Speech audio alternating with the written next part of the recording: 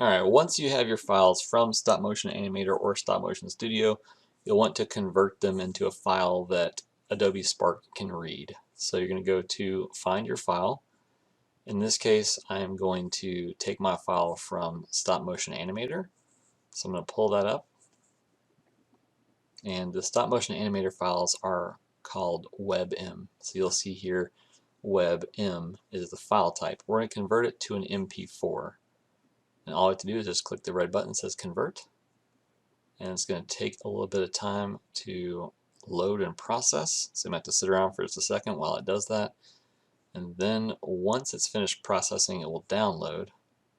You can choose to put it on your computer by clicking the green download button. And that's for Stop Motion Animator. For Stop Motion Studio, it's very similar.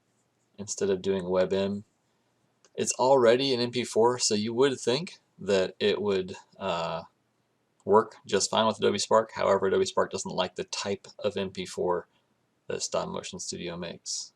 It's confusing, but just hear me out.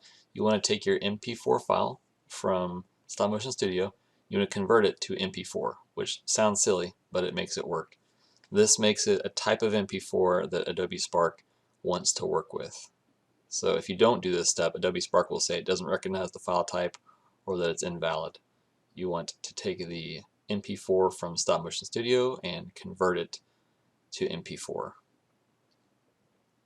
So whether you're using Stop Motion Studio or Stop Motion Animator, both of them you're converting MP4. With Stop Motion Animator, it's a WebM to MP4. With Stop Motion Studio, it's an MP4 of one type to an MP4 of another type that Adobe Spark can take. Once it downloads, you're going to just download it with the green button. And now you have an MP4 that works for Adobe Spark.